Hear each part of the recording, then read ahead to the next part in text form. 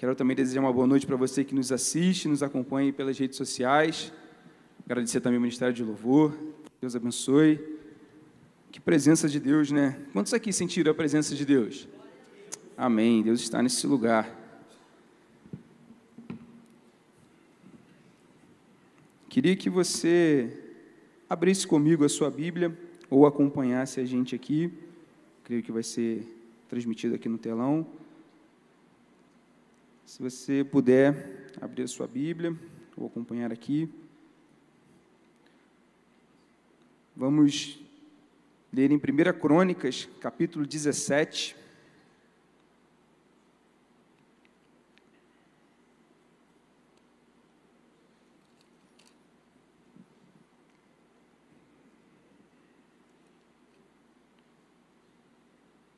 Primeira Crônicas, capítulo 17, versículo 1.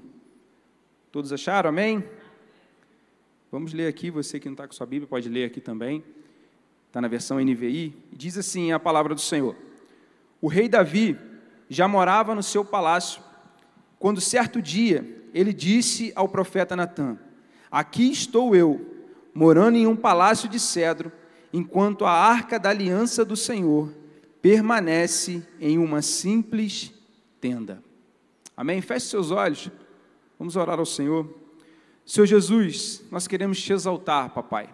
Queremos louvar o seu santo nome, ó Pai, porque sabemos que o Senhor está nesse lugar, Pai. A sua presença se faz real aqui, Deus, e nesse momento, Senhor, eu quero te pedir, Deus, que o Senhor nos revele a sua palavra. Pai, a sua palavra é muito maior do que o Maico, Senhor. A sua palavra fala aquilo que o Maico não pode falar, ela pode revelar o Senhor.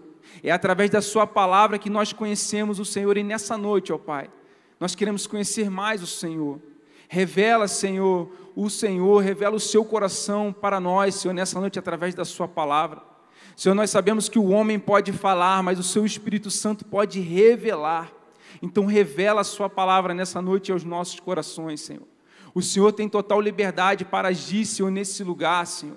Que a sua palavra, Senhor, tenha efetivo completo sobre as nossas vidas. Que ela cure, liberte, salve pessoas nessa noite, ó Pai. Tudo isso para a honra e glória do seu santo nome. Nós cancelamos, ó Pai, todo roubador de semente, Senhor. Toda distração nós jogamos por terra agora pelo poder do teu nome, Jesus. Que os corações possam estar atentos, que os olhos e ouvidos atentos àquilo que o Senhor quer falar conosco nessa noite. Nós te louvamos e te agradecemos pelo nome santo de Jesus. Amém. Amém? Bom, o título da minha mensagem, da mensagem que o Senhor gerou no meu coração, é uma pergunta: quanto vale a presença? Existe algo muito importante na nossa vida cristã, quando nós conhecemos Jesus, e que muitas vezes a gente tem deixado de lado ou esquecido, e é a presença de Deus.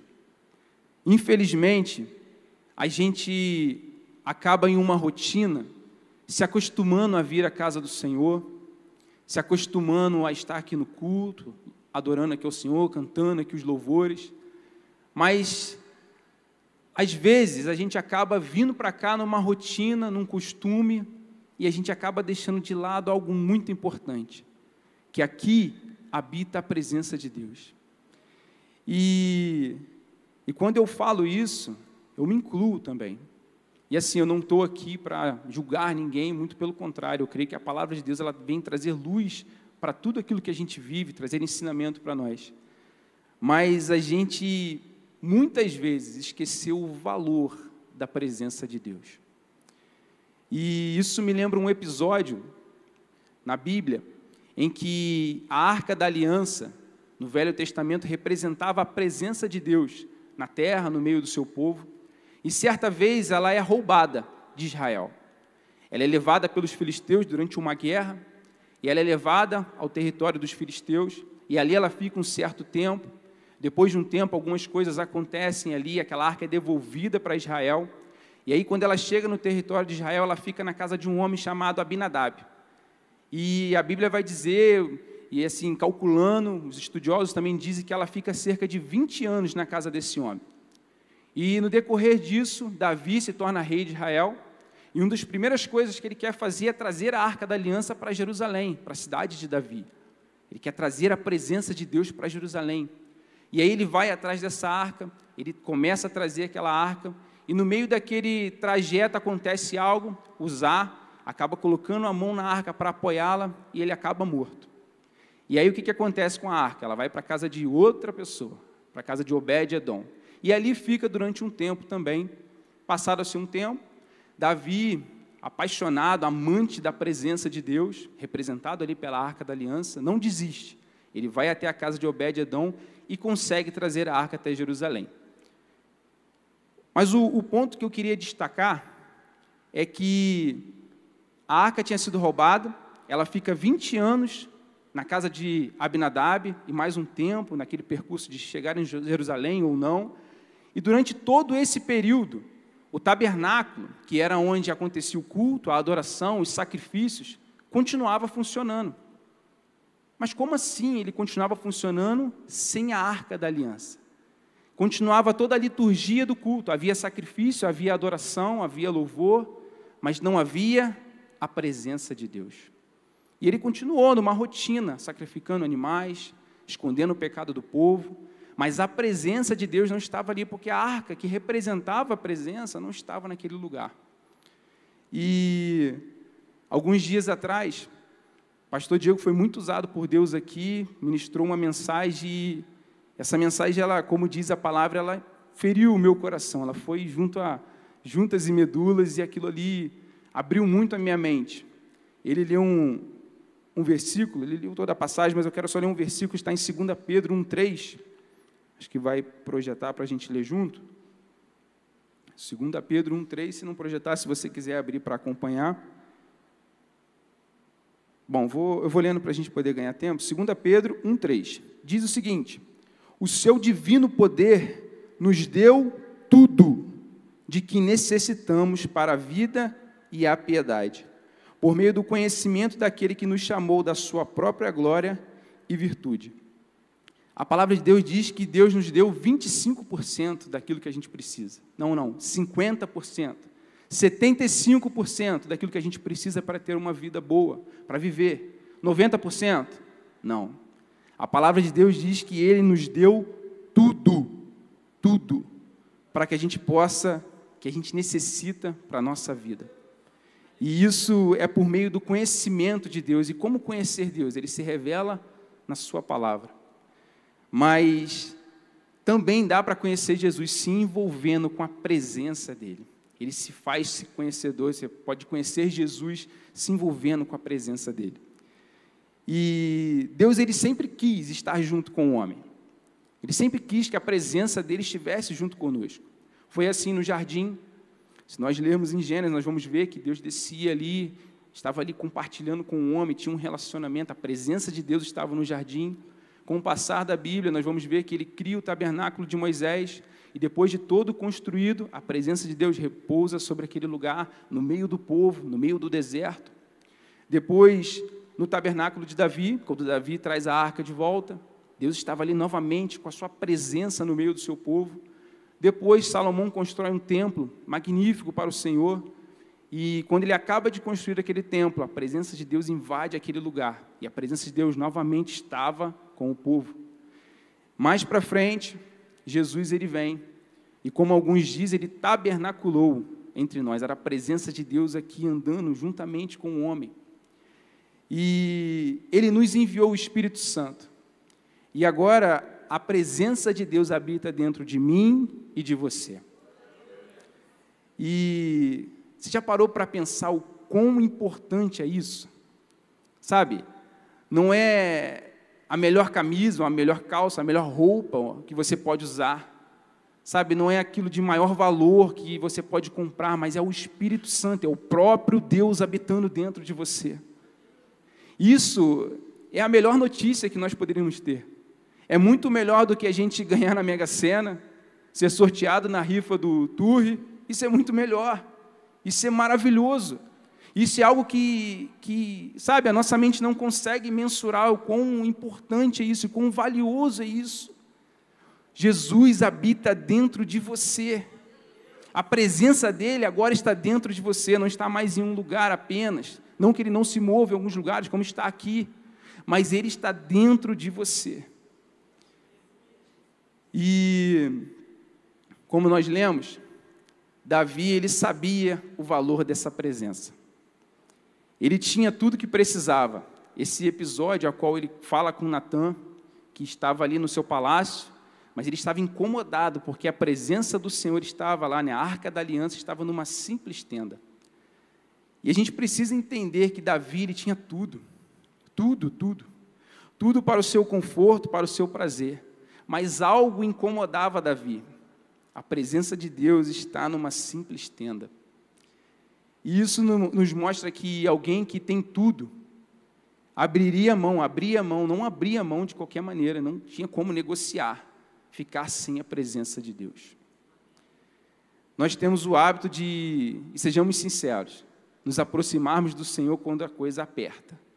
As coisas estão difíceis, então a gente se achega ao Senhor, a gente vem ao culto, a gente entrega o nosso coração, a gente abre o nosso coração para o Senhor, demonstra as nossas fraquezas, as dificuldades que nós temos. E Deus, pela sua infinita misericórdia, seu amor que ultrapassa toda e qualquer barreira, Ele nos alcança, tira esses fardos pesados que estamos carregando e a gente volta leve para as nossas casas. E aí o que acontece? E aí a gente para de vir ao culto? Sim ou não? Não, a gente continua vindo. Só que a gente vem e como, entre aspas, aquele auxílio emergencial já tinha sido, sabe, já aconteceu, a gente acaba dando uma relaxada. A gente fica disperso, o nosso corpo está aqui, mas a nossa mente está longe, porque aquele auxílio emergencial, entre aspas, que a gente precisava, Deus já tratou, e aí a gente fica muito disperso. E é nesse ponto que o rei Davi faz algo incrível, porque, entenda, gente, ele não estava preocupado com o lugar físico da Arca da Aliança, um lugar físico da presença, porque onde a presença estava, numa simples tenda, era uma tenda, mas era tudo muito bem elaborado. Ali tinha adoração 24 horas por dia, era tudo muito bonito, era tudo muito bom.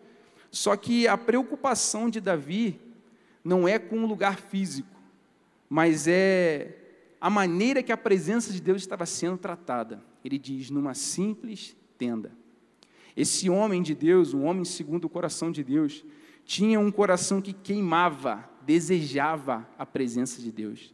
Ele desejava que a presença de Deus estivesse num templo magnífico, porque ele sabia da importância disso.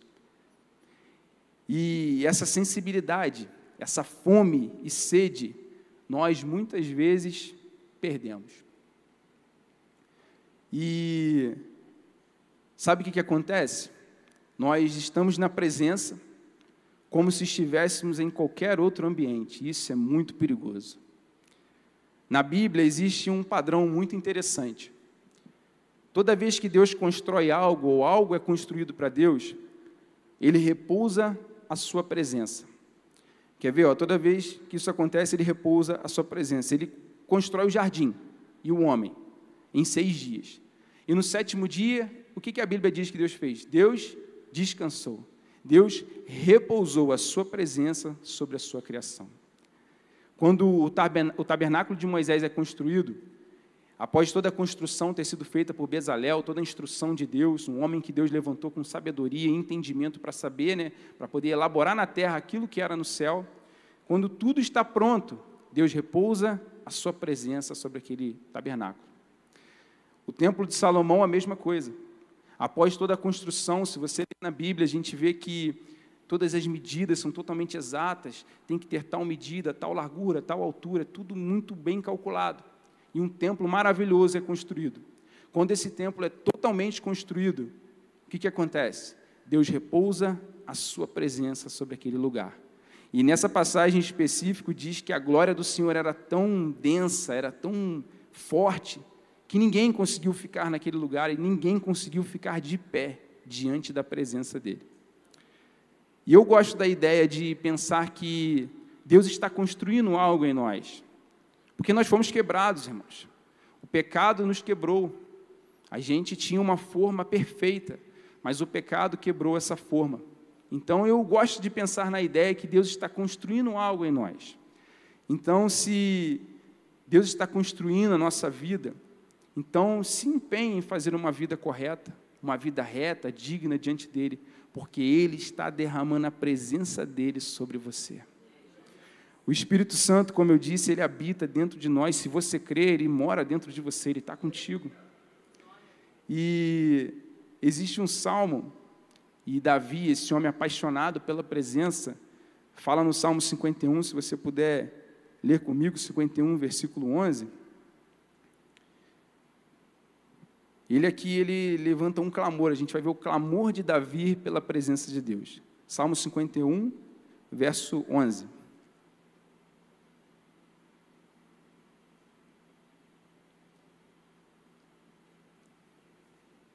Aqui, ó, projetou aqui, se você quiser acompanhar.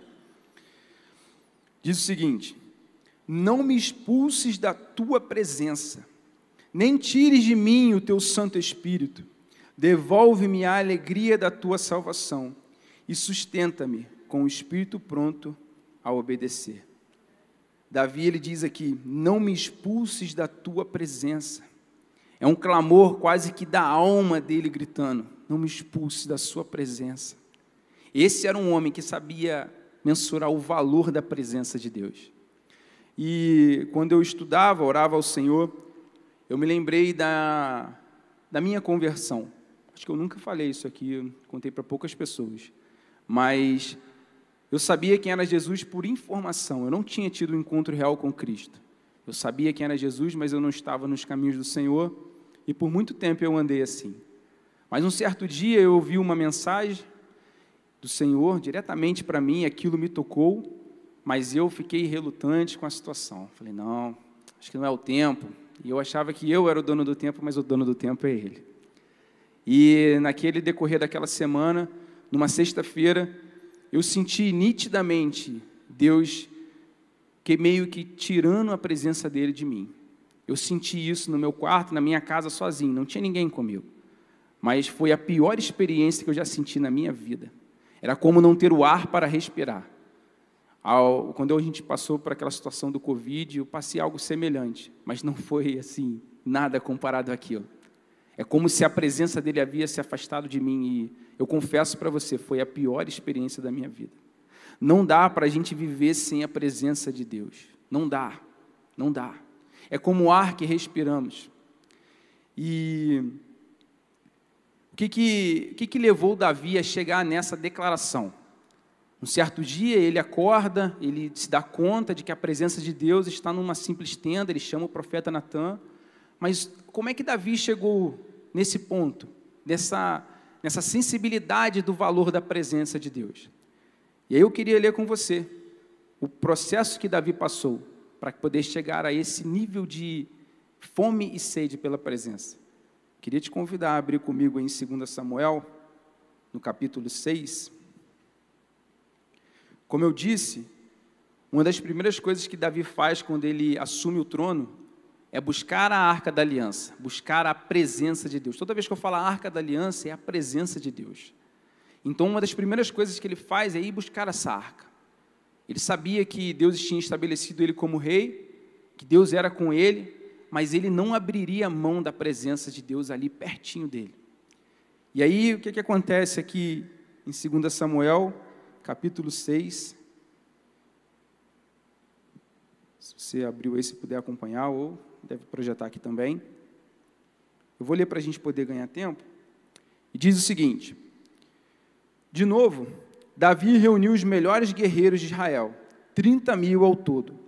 Ele e todas as tropas que acompanhavam partiram rumo a Baalá, em Judá, para buscar a arca de Deus, a arca sobre o qual é invocado o nome do Senhor dos Exércitos, cujo trono está entre os querubins sobre a arca.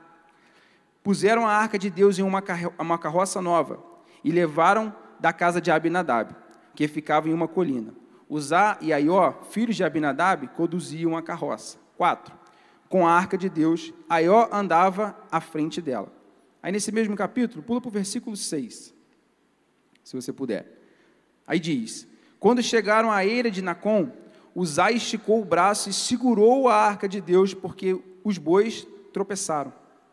A ira do Senhor se acendeu contra Uzá, por esse ato de irreverência. Por isso, Deus o feriu, e ele morreu ali mesmo, ao lado da arca de Deus. Davi ficou irado porque o Senhor havia atacado Uzá. Até hoje, aquele lugar é chamado Pérez Uzá. Então, olha para cá, Davi assumiu o reinado, e o que ele faz? Ele vai atrás da arca da aliança, ele quer a presença do Senhor, no lugar devido. Então, ele vai atrás da arca do Senhor, ele junta 30 mil homens, ele vai até lá, e aí ele projeta uma carroça nova, com bois, tudo muito bem elaborado, muito bem pensado por Davi. Então vai dar tudo certo, vamos trazer vamos trazer a presença de Deus de volta para Jerusalém. E nesse episódio aqui acontece uma evidência clara da falta de temor com a presença de Deus. E porque no meio do caminho, a palavra de Deus diz que os bois tropeçam.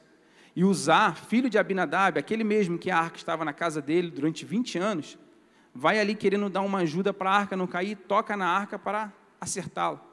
E naquele momento, Deus se ira e Uzá é morto. Ele é fulminado pelo Senhor e morre ali mesmo. E eu fiquei lendo essa passagem, e eu me lembro de quando eu era mais novo, também lia isso, e eu ficava pensando, puxa, por que isso aconteceu? Porque ao nosso ver, poxa, Uzá estava só dando uma ajuda, e a arca ia cair. Por que isso aconteceu? E eu fiquei com isso na minha cabeça, e eu fiquei pensando e orando ao Senhor, pedindo uma direção. E o que aconteceu? Uzá era filho de Abinadab, como eu disse. E a arca ficou na casa de Abinadab durante cerca de 20 anos. Então, Uzá cresceu vendo a arca de Deus ali na sua casa.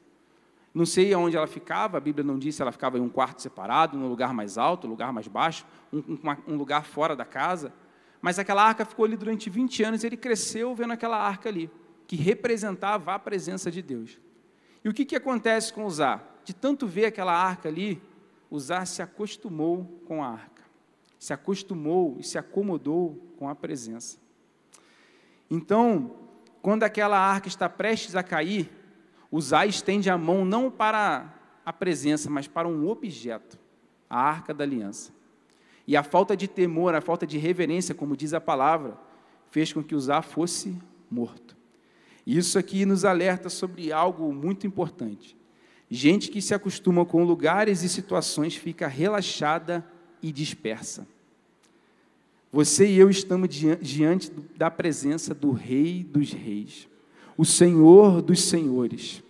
Se você for ali fora agora, o céu pode ter estrela ou não, mas tudo que você vê, foi Ele quem criou. Um dia ensolarado, como fez hoje, um sol muito quente, foi Ele que criou. O mar e a sua infinidade, o seu infinito mar, aquela coisa maravilhosa, foi Deus quem criou, o Senhor Todo-Poderoso. E é de quem nós estamos falando aqui, e nós estamos diante da presença dEle. É algo sério demais. E a gente vê que Uzá ficou acostumado com os lugares, acostumou com aquela situação, acostumou com o objeto da arca, mas se esqueceu que era a presença gloriosa do Senhor.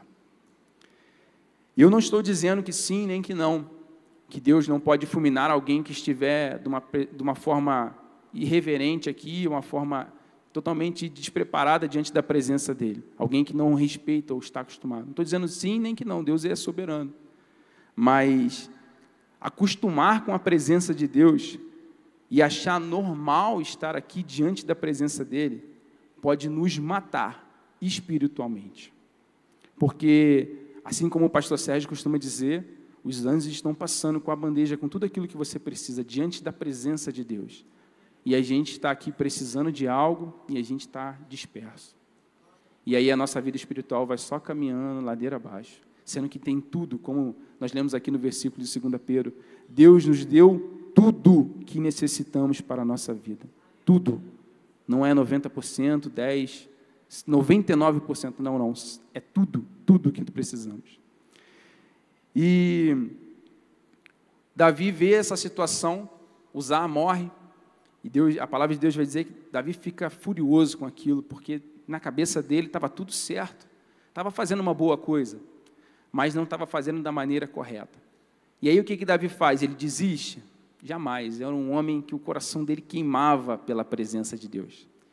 E Davi não desiste. E ele vai atrás da arca novamente.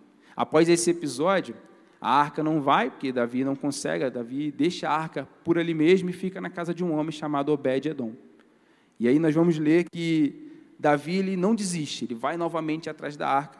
E isso está no capítulo 6, agora no versículo 12. Se você puder acompanhar aí, 2 Samuel 6, 12.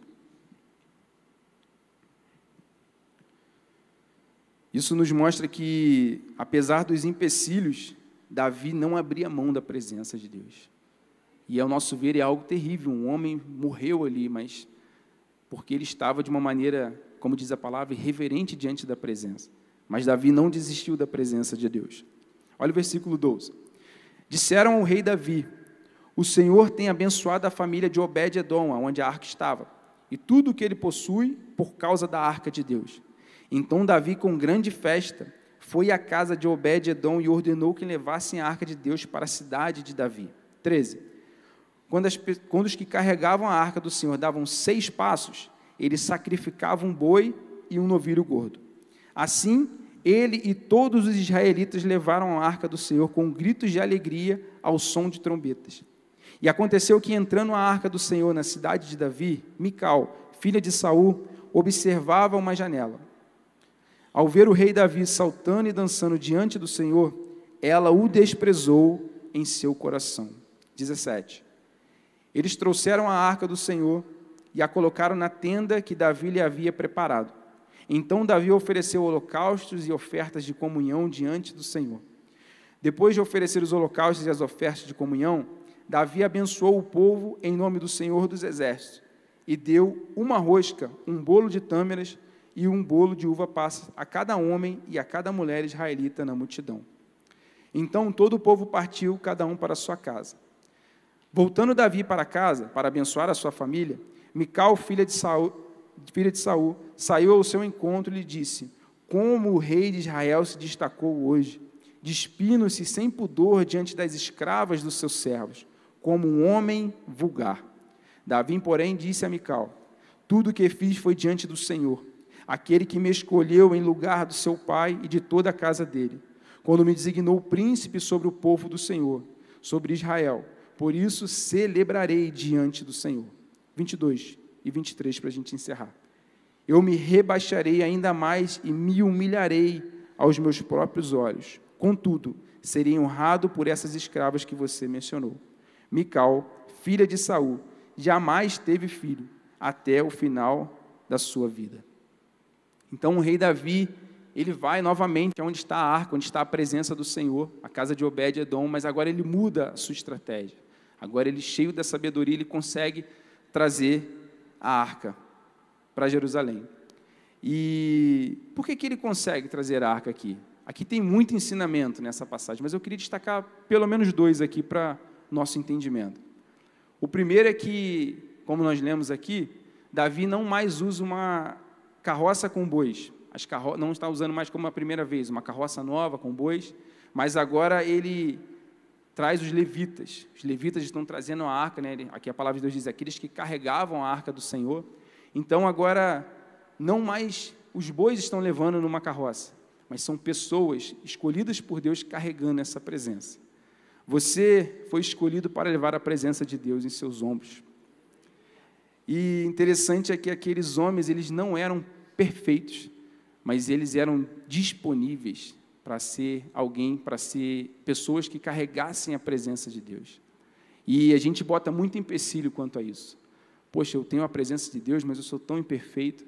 Mas Deus não escolhe pessoas perfeitas, Ele escolhe pessoas disponíveis. Então, se torne alguém disponível, com um coração disponível para carregar essa presença.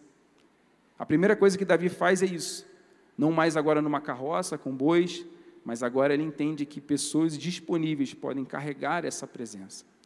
A segunda coisa que ele faz é que agora, a cada 6 passos que eles davam, havia um sacrifício. Você quer carregar a presença de Deus? Sim ou não? Então, você vai ter que sacrificar muita coisa na sua vida.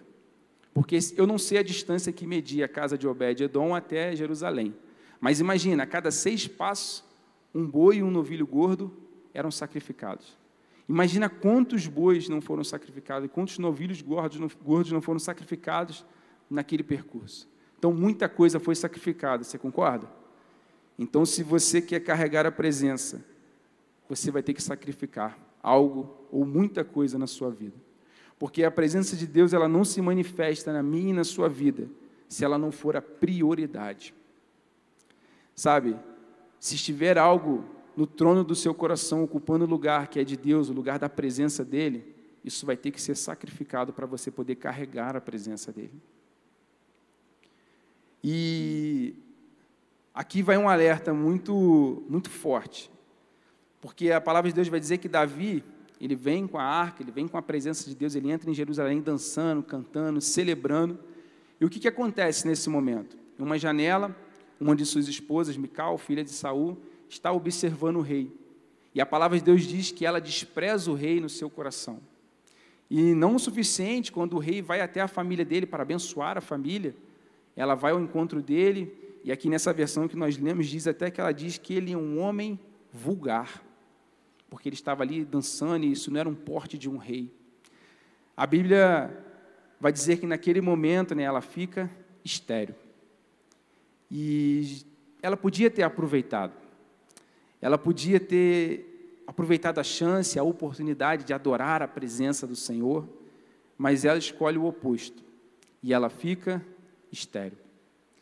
Isso nos mostra que quem não adora a presença não gera fruto. Sabe, se você não reconhece, como Davi diz depois, não se humilha, adora a presença de Deus, fatalmente você não vai gerar frutos. Pode cantar com a melhor voz, pode pregar com a melhor didática, pode fazer a oração mais fervorosa que você já ouviu, mas se não tiver a presença, não há frutos. E é isso que acontece com Mical. Teve a oportunidade, a chance, a grande chance dela adorar ao Senhor, adorar a presença de Deus, mas ela escolhe desprezar o rei, e naquele momento ela fica estéril. E existe um episódio que mostra claramente alguém que está cheio da presença, como ela gera frutos. Isso está em Atos, no capítulo 16, se você puder abrir comigo para a gente ler, a partir do versículo 27.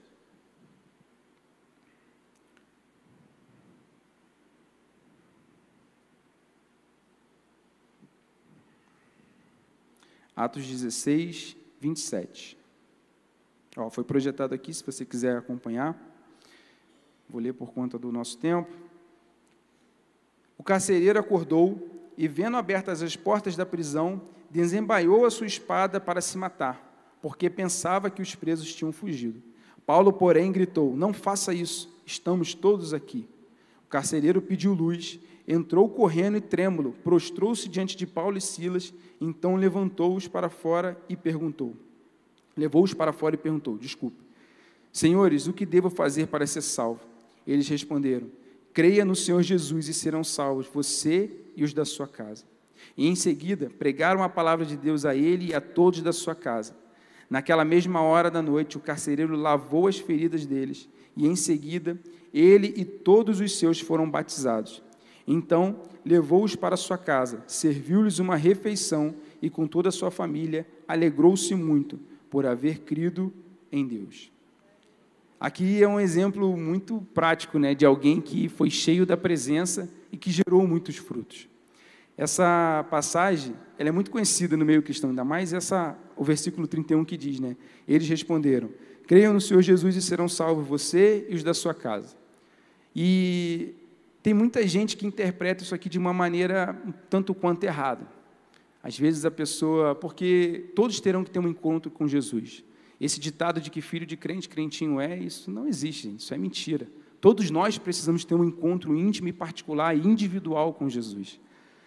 Então, não quer dizer que, como as pessoas creem, então eu estou aqui, eu estou na igreja, eu estou caminhando, e quem não quer nem saber de Jesus, virou as costas para ele, também vai ser alcançado. Gente, eles precisam reconhecer Jesus como o único e suficiente Salvador da vida deles. Então, o que acontece aqui?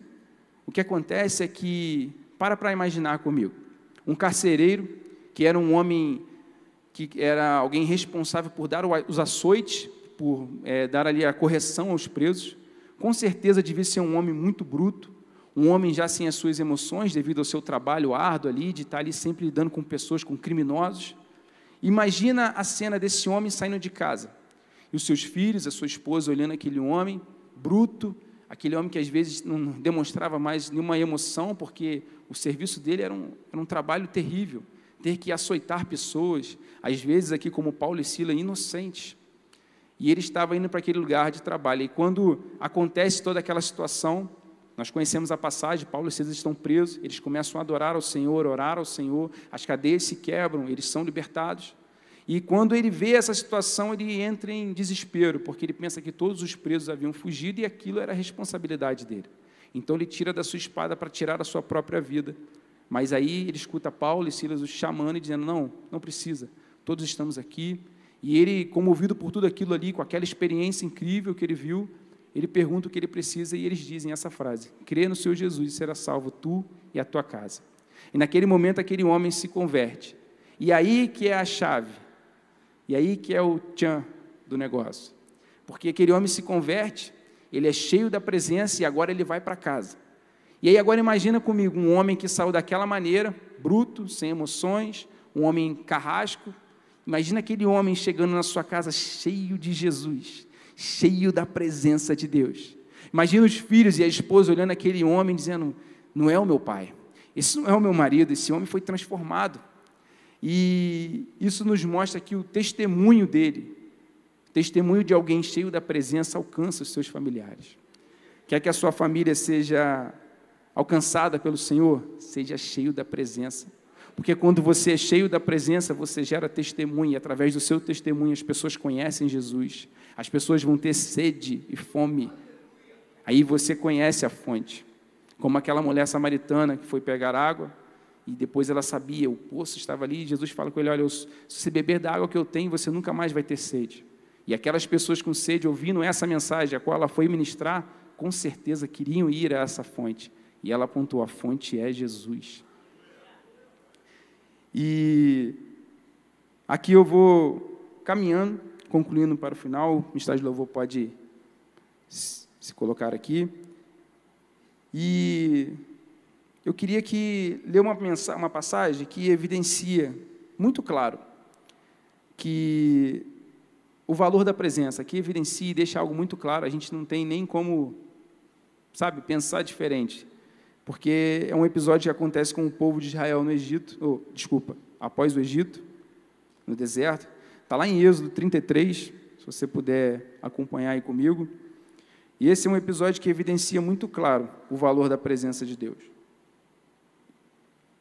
Êxodo 33, versículo 1.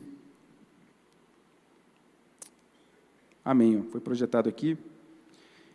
E diz o seguinte, o Senhor disse a Moisés, suba deste lugar, você e o povo que tirou da terra do Egito, e vá para a terra a respeito da qual eu jurei a Abraão, Isaque e Jacó, dizendo, eu a darei à sua descendência.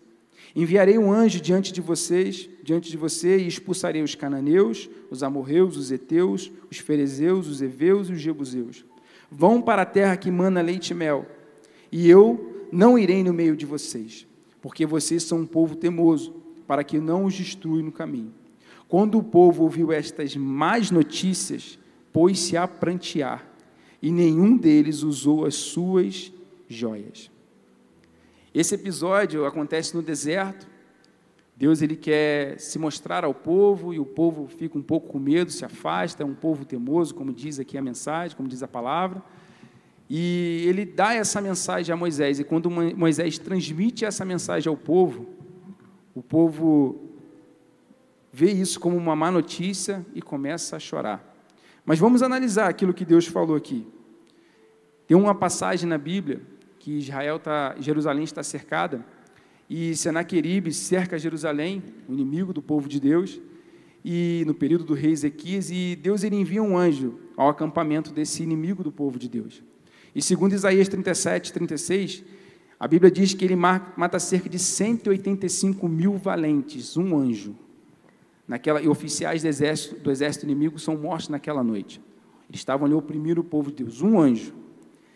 Então Deus fala que o anjo ia à frente do povo, como ele diz aqui em Êxodo.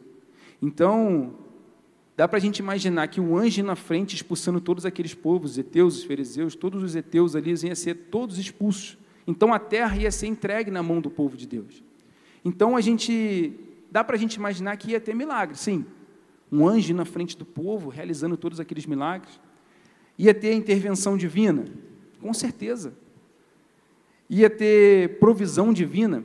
O povo poderia estar na sombra, esperando, e o anjo lá batalhando a sua batalha, tomando aquela cidade, entregando a cidade para eles, a terra para eles.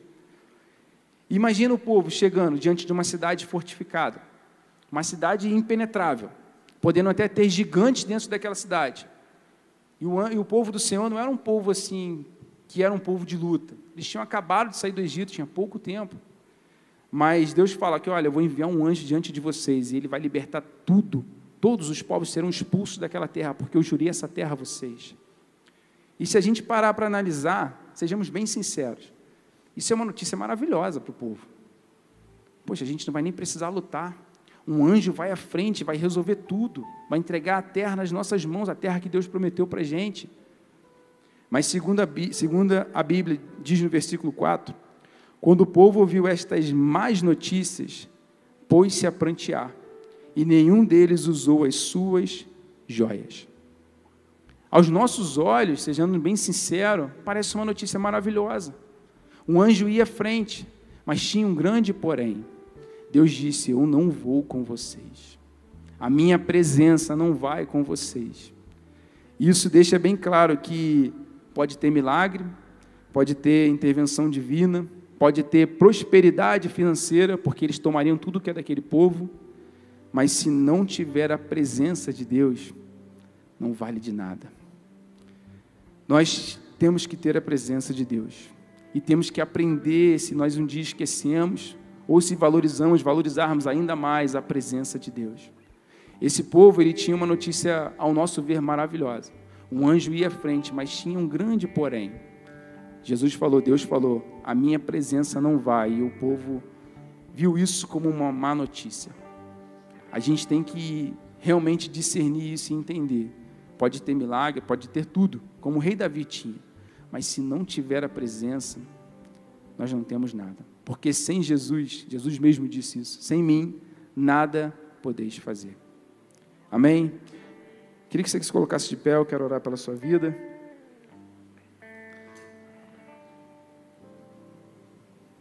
Queria te convidar a fechar os seus olhos, você fale com o Senhor nesse momento.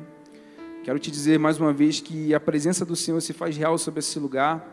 Ele habita dentro de você, o Espírito Santo de Deus está dentro de você, então você tem livre acesso. O véu foi rasgado de alto a cima, tudo foi liberado pelo Senhor, como nós lemos aqui. Do alto a baixo foi rasgado aquele véu, e nós temos livre acesso ao Senhor. O Espírito Santo de Deus habita dentro de você. Senhor Jesus, nós queremos te louvar, Senhor. Nós queremos engrandecer o seu santo nome, ó Pai, porque o Senhor é real, Pai. O Senhor e a sua presença são reais sobre as nossas vidas, ó Pai. Pai, em nome de Jesus, ó Pai, nós queremos, ó Pai, pedir perdão ao Senhor, Pai. Se nós negligenciamos a sua presença, se por muitas vezes, ó Pai, ou por alguma vez nós deixamos a sua presença, ou viemos adiante da sua presença, ó Pai, como um dia comum, como um lugar comum, como um ambiente comum, Pai. Nós queremos reconhecer diante do Senhor, diante da sua casa, Pai, que quando o Senhor está, Senhor, conosco, como o Senhor, a sua presença está conosco, ó Pai, nada é comum, Senhor.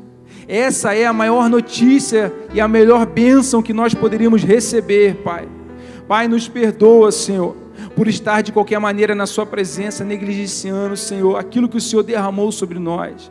Nós reconhecemos nessa noite, Senhor, que a sua presença, Pai, é algo mais importante, Senhor. Coloca, Senhor, esse senso de entendimento e responsabilidade sobre o nosso coração, Pai. De tudo, Senhor, tudo que podemos ter, Senhor, nada, Senhor, se compara à sua presença. Nada se compara ao Senhor, Pai. Pai, em nome de Jesus, ó Pai, que o coração, Pai, que o nosso coração seja aberto nessa noite, Senhor. para que a sua presença invada o nosso ser, Pai, e destrone, Senhor, tudo aquilo que tem ocupado o trono do nosso coração. Pai, em nome de Jesus, Pai, invada, Senhor, o nosso ser com a sua presença. Nos dá, Senhor, entendimento, ó Pai, e sabedoria, Pai, para perceber que o Senhor já nos deu tudo que precisamos para viver. Nós não vamos encontrar o que precisamos em outro lugar, a não ser diante do Senhor, na sua presença, na sua palavra. O Senhor já liberou tudo para nós. Senhor, nos dá entendimento disso, ó Pai. E que a partir de hoje, ó Senhor, a nossa vida seja diferente. Que ao chegarem os lugares, quando chegarmos no trabalho, na faculdade, na escola, ó Pai, nós possamos entender, antes de falar qualquer palavra, Senhor, que o Senhor habita em nós, o Seu Espírito Santo habita em nós, a Sua presença está em nós. E se o Senhor está em nós, aquilo que falamos tem que ser diferente. A nossa linguagem tem que ser diferente, o nosso comportamento tem que ser diferente. Pai, em nome de Jesus, ó Pai, põe um coração ensinável em nós, Senhor, para que possamos ser moldados pela Sua presença, ó Pai, para agradar aquilo que o Senhor deseja de nós, ó Pai, para que realizar aquilo que o Senhor deseja de nós. Pai, assim como Davi, Senhor, coloca o nosso coração queimando pela Sua presença. Um homem que tinha tudo, mas faltava a Sua presença, então para ele é nada. Assim como o apóstolo Paulo diz, Senhor, que ele abriria a mão de tudo que ele tinha pelo Senhor, porque o conhecimento de Jesus é mais importante do que tudo, um relacionamento com o Senhor é mais importante do que tudo, experimentar do Seu amor é mais importante do que tudo, nada se compara ao Senhor, Pai. Pai, em nome de Jesus, nos ensina, Senhor, a compartilhar, Senhor, aquilo que o Senhor tem feito em nós, a ministrar essa presença, ó Pai, em nome de Jesus, em nome de Jesus.